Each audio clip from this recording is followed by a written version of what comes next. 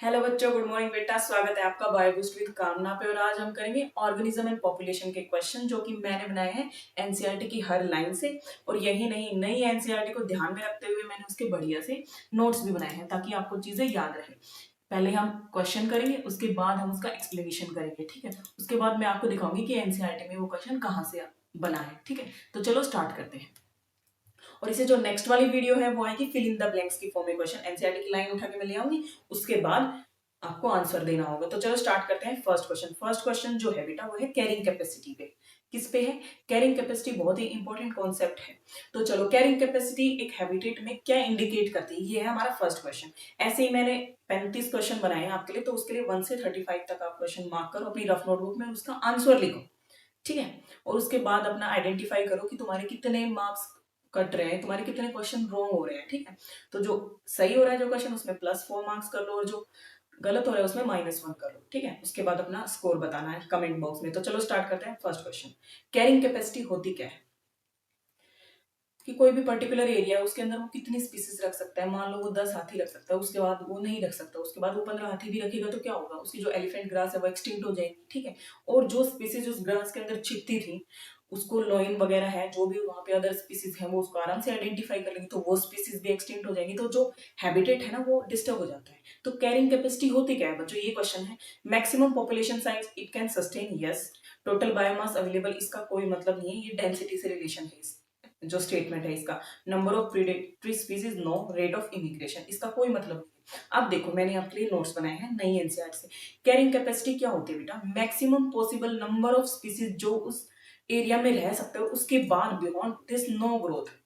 मतलब उसके बाद कोई भी ग्रोथ नहीं होगी। मान लो ये 1 किलोमीटर का एरिया है, इसके अंदर 10 हाथी रह रहे हैं, इसके बाद ये और हाथियों को सपोर्ट नहीं कर सकता। ये हैबिटेट करेगा तो क्या होगा? ये हैबिटेट डिस्टर्ब हो जाएगा, क्योंकि उसके पास सिर्फ और सिर्फ 10 हाथियों के लिए ही लिमिटेड फूड, लिमिटेड स्पेस है, ठीक है। उन्हीं के लिए ही उसके पास रिसोर्सेज है, उससे ज्यादा वो सपोर्ट नहीं कर सकता, ठीक है। तो ये क्वेश्चन आया है यहाँ से, मतलब मैंने बनाया है कैरिंग कैपेसिटी यहाँ, ठीक है। तो जो नेक्स्ट क्वेश्चन है वो क्या होता है कि जो कॉम्पिटिटिव एक्सक्लूजन प्रिंसिपल है उसमें क्या होता है? कॉम्पिटिटिव एक्सक्लूजन, कॉम्पिटिटिव यानी कॉम्पिटिशन एक्सक्लूजन। जो इंफीरियर वाली स्पीसीज है ना, उसको हम भगा देते हैं, और जो सुपीरियर वाली स्पीसीज है उसको रख लेते हैं। स्ट्रॉन्ग वाली स्पीसीज, जो वीक वाली स्पीसीज है, उसको या तो मार देती है या वहां से भगा देती है, क्योंकि उसके पास सिर्फ और सिर्फ लिमिटेड फूड है। आप देखो भाई, पिज्जा एक है, बर्गर एक है, तो लड़ाई तो होगी ना। तो जो स्ट्रॉन्ग वाला है वो खा जाएगा, जो वीक वाला है बेचारा मर जाएगा, वो वहां से चला जाएगा। तो यहाँ पे क्या होता है कॉम्पिटिटिव एक्सक्लूजन प्रिंसिपल में? Both species eliminate, resources are shared equally, one species eliminate other. तो चलो मैंने नोट्स के थ्रू देखो ये कॉम्पिटिटिव एक्सक्लूजन प्रिंसिपल क्या होता है। देखो जी, गोज ने दिया था ये, उसमें क्या था? रिसोर्सेज लिमिटेड थे, इसीलिए वो स्पीसीज की लड़ाई हो रही थी। जब पिज्जा फूड जो भी है आपके पास, बर्गर है, उसी पे लड़ाई कब होगी? जब वो सिर्फ एक ही हो गया या फिर वो लिमिटेड ही होगा। अनलिमिटेड चीजों पे थोड़ी ना लड़ाई होती है। किस पे होती है? जो लिमिटेड चीजें होते हैं। तो लिमिटेड जब रिसोर्सेज होते हैं, फूड होता है, स्पेस होता है, उसके ऊपर होती है, ठीक है। तो जो सुपीरियर वाला है वो सर्वाइव कर जाएगा, जो स्ट्रॉन्ग वाला है, और वो इंफीरियर वाले को भगा देगा, मार देगा, ठीक है। तो चलो नेक्स्ट क्वेश्चन क्या है? जो लॉजिस्टिक ग्रोथ है उसका फॉर्मूला क्या है? लॉजिस्टिक ग्रोथ में बेटा लिमिटेड रिसोर्सेज होते हैं, तो वहां पे कैरिंग कैपेसिटी नाम की एक चीज आती है, तो उसमें ये फॉर्मूला होता है। ये देखो मैंने बताया हुआ है, जो एक्सपोनेंशियल ग्रोथ है उसका तो ये फॉर्मूला होता है, ठीक है। और जो लॉजिस्टिक ग्रोथ वाला जो मॉडल है उसमें ये फॉर्मूला होता है। तो यहाँ पे सिर्फ फॉर्मूला पूछा था, ये आपकी एनसीईआरटी में। चलो जी, अब नेक्स्ट क्वेश्चन कौन? फादर ऑफ इकोलॉजी कौन है जी? रामदेव मिश्रा, ठीक है। What does the sex ratio क्या डिफाइन करता है पॉपुलेशन में? Obviously percentage of male and female. इसमें तो कुछ सोचने का था ही नहीं कि ratio of adult to juvenile, नहीं ऐसा कुछ नहीं है। सेक्स रेशियो पूछा है, मेल और फीमेल होते हैं, ठीक है, का जो परसेंटेज लेवल है वो होता है। What is the term of number of individual per unit area? Number of individual per unit area, population density बोल सकते हो, पॉपुलेशन साइज को डिफाइन करती है पॉपुलेशन डेंसिटी। इसको तुम पॉपुलेशन साइज भी बोल सकते हो कि कितने नंबर ऑफ इंडिविजुअल उस पर्टिकुलर एरिया में है, ठीक है। कैरिंग कैपेसिटी अलग चीज है कि उसमें कितनी पॉपुलेशन वो मैक्सिमम साइज सस्टेन कर सकता है, वो अलग चीज है। और पॉपुलेशन डेंसिटी जितने नंबर ऑफ इंडिविजुअल उस पर्टिकुलर एरिया में है, मतलब वो पॉपुलेशन बड़ी है छोटी है, उस पॉपुलेशन का साइज क्या है, स्मॉल है लार्ज है, ये सब। तो बायोमास नहीं है, नेटिलिटी तो बर्थ रेट से रिलेटेड हो गया। एज पिरामिड भैया जो पॉपुलेशन है वो ग्रोइंग है, स्टेबल है, डिक्लाइनिंग है, वो सब चीजें होंगी। ठीक है। वट का जे से पॉपुलेशन ग्रोथ कर्व क्या होता है? Limited resources, logistic growth. Logistic growth में तो बेटा एस से आता है। ठीक है। अनलिमिटेड रिसोर्सेज, जे शेप पॉपुलेशन। अनलिमिटेड रिसोर्सेज जैसे कि तुम्हारे पास भाई बहुत सारा खाना है, ठीक है, बहुत सारा स्पेस है, बहुत सारा खाना पड़ा है, तो फिर ग्रोथ होती जाएगी, रोकने वाला कोई है ही नहीं, नहीं है ना रोकने वाला, तो क्या हो गया, अनलिमिटेड रिसोर्सेज होगा। कैरिंग कैपेसिटी तो फिर लॉजिस्टिक मॉडल से रिलेट करती है। ठीक है। ये देखो यहाँ पे क्या होता है कि अनलिमिटेड फूड एंड स्पेस होता है तभी होता है एक्सपोनेंशियल ग्रोथ, और इसका जो कर्व होता है वो होता है बेटा जे शेप, और इसका होता है एस शेप। ठीक है। ये देख लो आपकी एनसीईआरटी में ये है जे शेप कर्व। ये तभी होता है जब आपके पास अनलिमिटेड स्पेस हो, अनलिमिटेड स्पेस हो, फूड हो, यानी कि अनलिमिटेड रिसोर्सेज हो। ठीक है। और ये कब होगा भैया, ये कैरिंग कैपेसिटी पे डिपेंड करता है कि जैसे कि ये एरिया है, ये फुल हो गया भैया, इसमें इतनी स्पीसीज आ सकती है, इससे ज्यादा हो ही नहीं सकती। तो जब कैरिंग कैपेसिटी तक पहुंच जाता है तो उसके बियॉन्ड उसकी ग्रोथ होती ही नहीं है, नहीं होती है उसकी ग्रोथ। तो ये इसका फॉर्मूला है, और कैरिंग कैपेसिटी को टच होने के बाद वहां पे कोई ग्रोथ होती ही नहीं है। ठीक है। और इसको हम बोलते हैं एस शेप, इसको बोलते हैं एस शेप। ठीक है। ये है लॉजिस्टिक का और ये है एक्सपोनेंशियल का। अगर आपने ठीक ठाक रिवाइज करा होगा तो इतना तो आपको पता होगा। ठीक है। चलो, विच of the interaction is beneficial of both the species? Parasitism, parasite को तो बेनिफिट होता है और होस्ट को होता है नुकसान। ठीक है। म्यूचुअलिज्म में भैया दोनों को फायदा होता है, कंपटीशन में दोनों को नुकसान होता है, प्रीडेटर में, प्रीडेशन में प्रीडेटर को तो फायदा होता है और जो प्रे होता है उसको नुकसान होता है।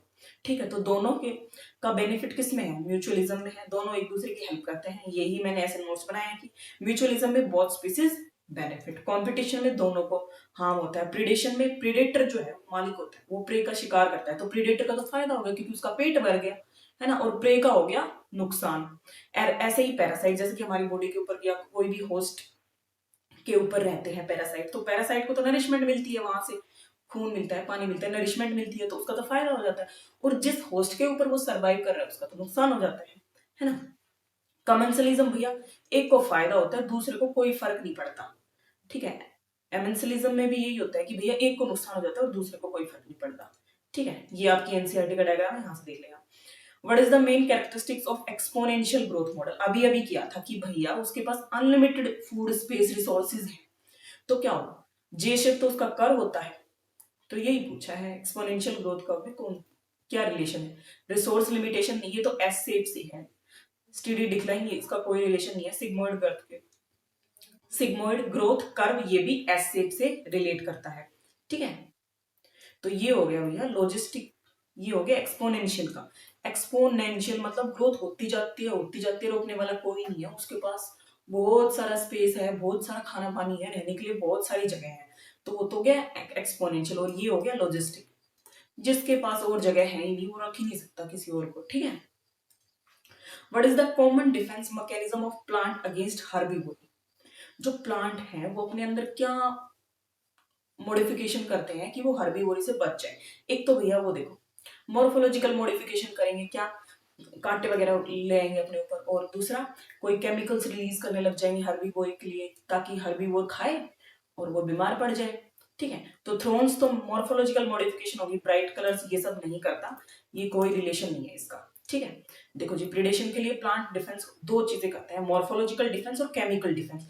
मॉर्फोलॉजिकल डिफेंस में तो वो थ्रोन्स वगैरह लेते हैं, और ग्लाइकोसाइड्स ये केमिकल डिफेंस है, कैफीन वगैरह, निकोटीन वगैरह, ये सब केमिकल डिफेंस वाली चीजें हैं।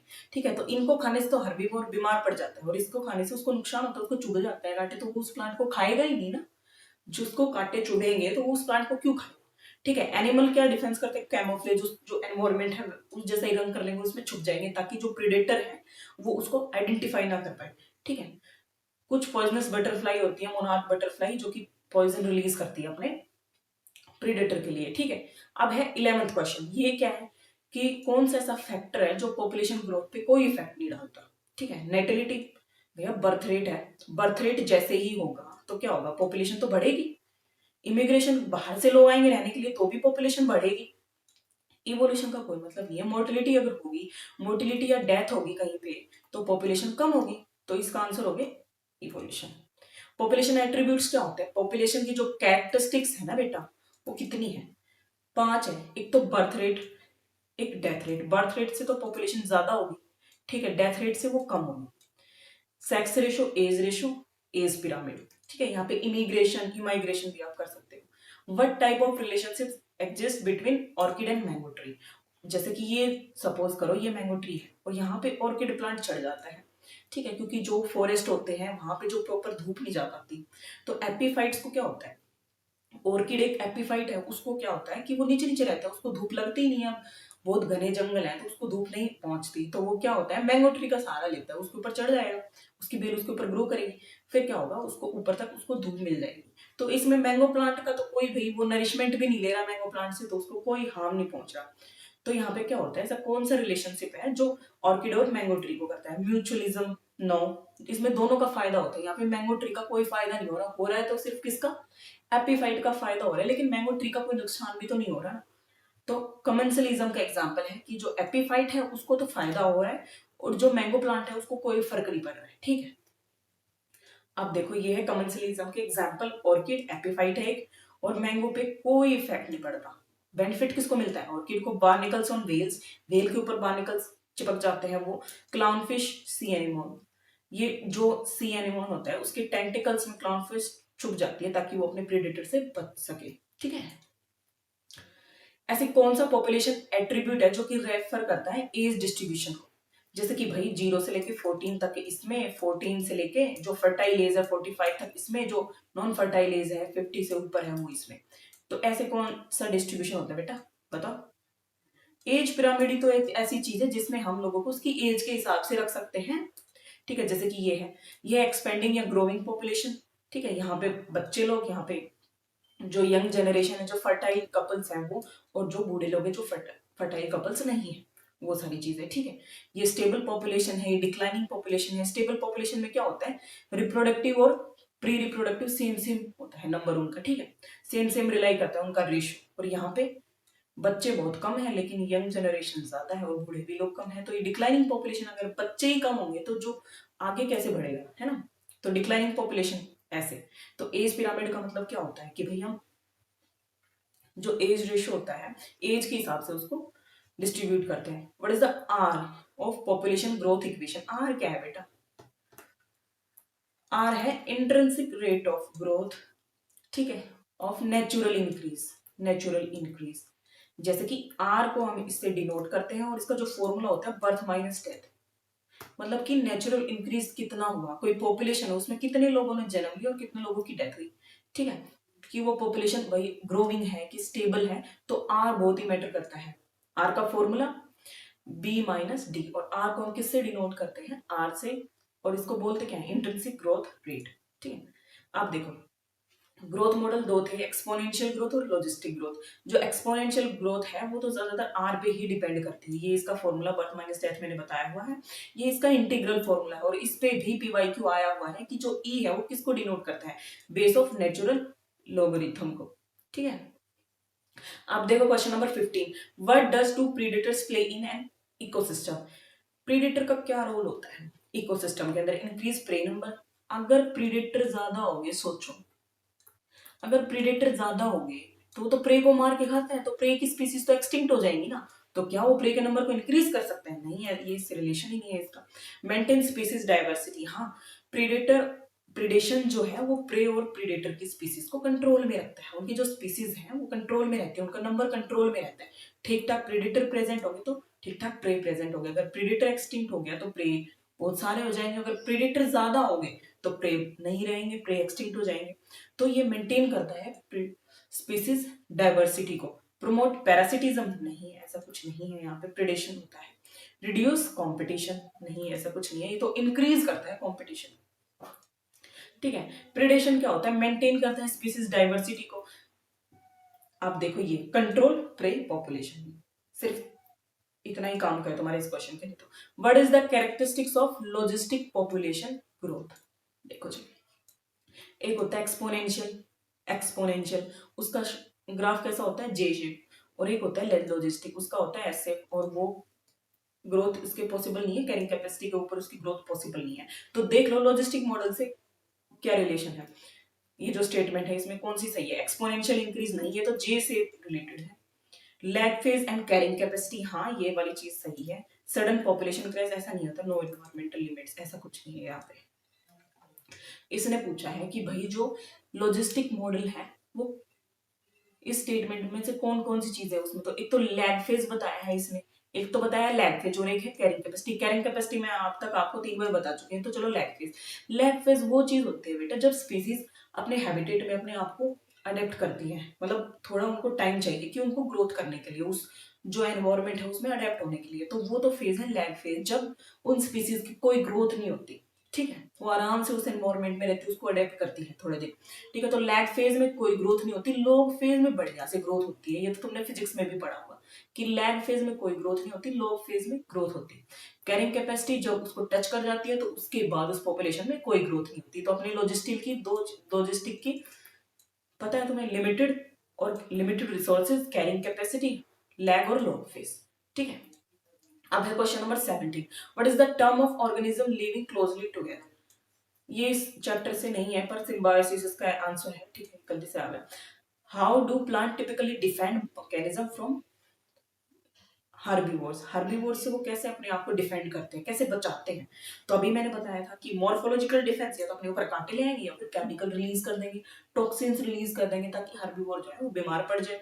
तो कैमोफ्लेज नहीं, ये तो एनिमल्स का डिफेंस है, ठीक है। प्रोड्यूसिंग टॉक्सिक केमिकल्स, यस, जो कैफीन वगैरह, निकोटीन वगैरह, ग्लाइकोसाइड्स वगैरह, ये सब रिलीज करता है प्लांट ताकि हर्बीवोर बीमार पड़ जाए। मूविंग अवे, प्लांट थोड़ी ना भाग सकते हैं, प्लांट थोड़ी ना कहीं पे भाग के जा सकते हैं, तो प्लांट तो जा ही नहीं सकते।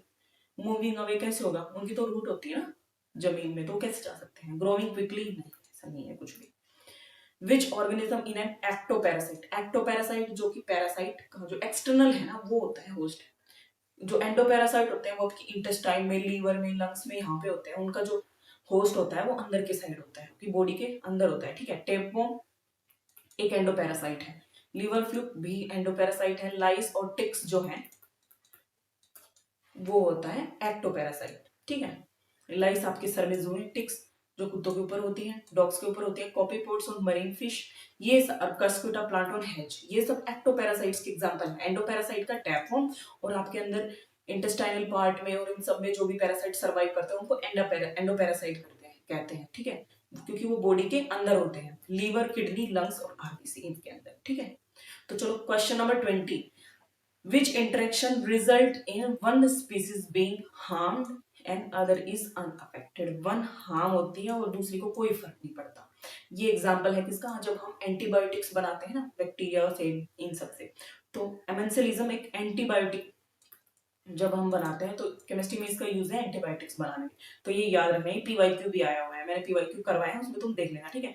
कमेंसिलिज्म भैया मैंगोरेपिफाइट्स वाला एग्जांपल करवाया था मैंने, ठीक है। अब क्वेश्चन नंबर 21 देखो, कैरिंग कैपेसिटी क्या डिटरमाइन करती है इकोसिस्टम में, availability of resources, predation pressure नहीं, कंपटीशन नहीं। भैया अगर लिमिटेड रिसोर्स है तभी तो उसके पास वो उतनी ही स्पीसीज को रख पाएगा, अनलिमिटेड होंगे तो उसके पास चाहे कितना भी स्पेस हो, कितना भी फूड हो, कोई मतलब ही नहीं है, चाहे कितनी भी स्पीसीज रह लो। कैरिंग कैपेसिटी तो वो चीज है ना कि अगर उससे ज्यादा वो सपोर्ट ही नहीं कर सकता उस ऑर्गेनिजम्स को रहने के लिए, तो availability of resources he decide करेगा कि कैरिंग कैपेसिटी उस हैबिटेट की होगी या नहीं होगी, ठीक है। लिमिटेड स्पेस है, इसके अंदर इतने ही रह सकते हैं तो वो कैरिंग कैपेसिटी होगी। Which of the example, brood parasitism का एग्जांपल क्या है, cuckoo laying eggs in crows nest, जो कोयल होती है वो क्रो के नेस्ट में अंडे देती है ताकि जो क्रो है उन सब की देखभाल करे, और जब बच्चे बड़े हो जाते हैं तो कुकू तो ले जाती है, वो बच्चे खुद चले जाते हैं, ठीक है। एक्टोपैरासाइट, अच्छा ये इसका कोई मतलब नहीं। What is the resource partitioning, resource partitioning क्या होती है, शेयरिंग फूड इक्वली। देखो जी, जो रिसोर्स है उसका पार्टीशन हो गया, उसको बांट दिया भाई, क्यों बांट दिया, ताकि कंपटीशन है, लड़ाइयां वहां पे कम हो सके, कि भैया जैसे कि ये प्लांट है, इधर पे दूसरी स्पीसीज खा रही है, इधर पे मतलब 5 क्लोजली रिलेटेड स्पीसीज हैं वो कहीं कहीं खा रही है, कोई प्लांट का सैप खा रही है, कोई प्लांट की बड़ी पत्तियां खा रही है, कोई प्लांट की छोटी पत्तियां खा रही है, ठीक है, कोई प्लांट की टहनी खा रही है, ये सब खा रही है। तो उन्होंने टाइम, जैसे कि कोई स्पीसीज दिन में खा रही है, कोई स्पीसीज रात में खा रही है, ऐसे हो गया। तो ये कौन सा एग्जाम्पल है, कौन से मॉडल का एग्जाम्पल है, को एग्जिस्टेंस वाले उसका एग्जाम्पल है, जो किसने दिया था, मैक आर्थर थ्योरी, ठीक है। अब यहाँ पे देखिए using resources at different time और वेज, ये इसका अब ये देख लो नोट्स में कॉम्पिटिटिव कोएग्जिस्टेंस का मॉडल का है ये रिसोर्स पार्ट। इसमें ये प्लांट है, इसको अलग अलग तरीके से जो बर्ड्स है वो खा रहे हैं, कोई दोपहर में खा रहा है, कोई दिन में खा रहा है, ठीक है। और अलग अलग चीज उन्होंने जो अपना रिसोर्स था उसको बांट लिया, बंटवारा कर लिया, भैया ये तू खा ये तू खा, मैं दिन में खाऊंगा तो दोपहर में खा, तो लड़ाइयाँ कम होंगी, ठीक है। तो रिसोर्स को पार्टीशन कर देंगे हम, तो डिफरेंट टाइम और वेज से जो बर्ड्स वगैरह हैं, जो स्पीसीज है वहाँ की, उसको अलग अलग तरह से यूटिलाइज करेंगे, उस रिसोर्स का यूटिलाइजेशन करेंगे डिफरेंट टाइम्स और डिफरेंट वेज से, ठीक है।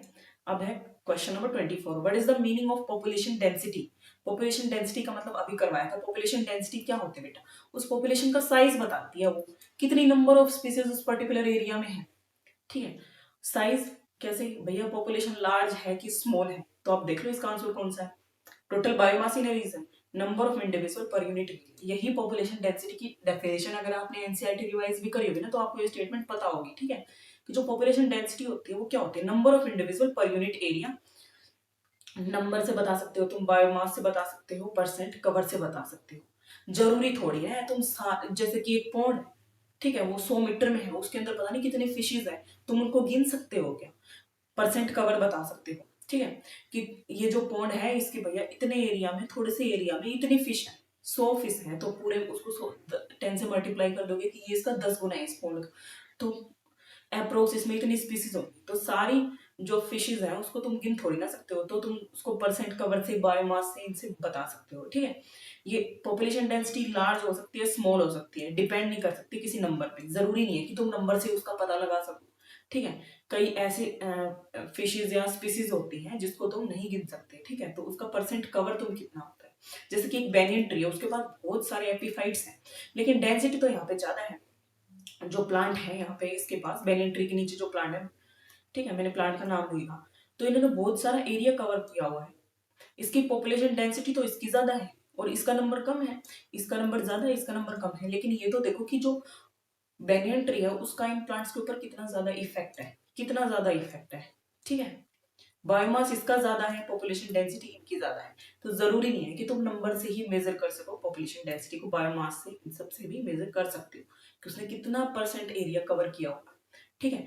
Which factor contribute to a decline in population. Immigration होगा, बाहर से लोग आएंगे तो पॉपुलेशन बढ़ेगी ना बच्चों, नेटिलिटी बर्थ होगी तो भी पॉपुलेशन बढ़ेगी, इमिग्रेशन पॉपुलेशन कम हो जाएगी भैया, डेथ वगैरह हो गई, ठीक है। या फिर इमिग्रेशन का मतलब क्या होता है, वहां से लोग जा रहे हैं तो भी माइनस हो जाएगी पॉपुलेशन, तो ये है। म्यूचुअलिज्म का कोई लेना देना नहीं है स्टेटमेंट से।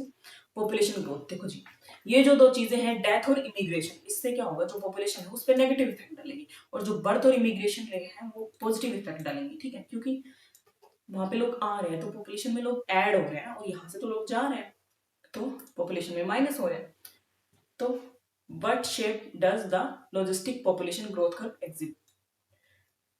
कौन सा है लॉजिस्टिक में, लॉजिस्टिक में होता है ऐसे, भी इतनी बार करवा दिया, ये तो भर भर के क्वेश्चन डाल रखे हैं, ठीक है। चलो 27, what do plants produce chemicals like caffeine and nicotine. जो प्लांट्स होते हैं वो क्यों करते हैं कैफीन और निकोटीन रिलीज, अभी बताया था, टू अट्रैक्ट हर्बीवोरी, नहीं हो तो हर्बीवोरी को भगाने के लिए करते हैं, डिफेंस अगेंस्ट हर्बीवोरी, ये इसका आंसर है, ठीक है। How do predators regulate ecosystem. जो प्रीडेटर्स हैं वो इकोसिस्टम को कैसे रेगुलेट करते हैं, ओवर एक्सप्लॉइटिंग प्रे, नहीं। अगर प्रेडेटर ज्यादा हो गए तो प्रे का नंबर तो कम हो जाएगा, क्योंकि प्रेडेटर प्रे को ही तो मार को खाते हैं। Bye maintaining pray population balance, ये भी हो सकता है। इंक्रीज रिसोर्स कंपटीशन, नहीं। बाय लिमिटिंग फूड रिसोर्सेज, नहीं। जो प्रेडेटर है वो प्रे की पॉपुलेशन को कंट्रोल में रखता है, ठीक है। आप देखो question number 30, which of the following best define parasitism. A parasite को बेटा फायदा होगा, होस्ट को होगा नुकसान, ये है इसका, ठीक है। ये है parasitism, parasite is benefit and host is harm. अब देखो question number 31, what is immigration in population dynamics. Immigration का मतलब क्या होता है, मूविंग इनटू, मूविंग आर्ट तो इमाइग्रेशन हो गया ना बेटा, इमिग्रेशन का मतलब उस हैबिटेट में लोग रहने आ रहे हैं, ठीक है। Which interaction reduce fitness of both species in cold, competition बेटा, कॉम्पिटिशन। दोनों में मारधाड़ होती है, दोनों एक दूसरे को मारते हैं, तो दोनों का नुकसान होता है कॉम्पिटिशन में, ठीक है। म्यूचुअलिज्म में दोनों का फायदा होता है, पैरासिटिज्म में एक का फायदा एक का नुकसान होता है, कमेंसलिज्म में एक का फायदा दूसरे को कुछ फर्क नहीं पड़ता, ठीक है। तो ये अगर ये स्लाइड याद करोगे तो पूरा याद हो जाएगा। Sorry, age pyramid of population indicate, क्या इंडिकेट करता है, अभी कब आया था, इससे पहले एक क्वेश्चन आया था वो। प्रीडेटर प्रे, प्रीडेशन से इसका कोई मतलब ही नहीं है, एज पिरामिड का क्या मतलब है।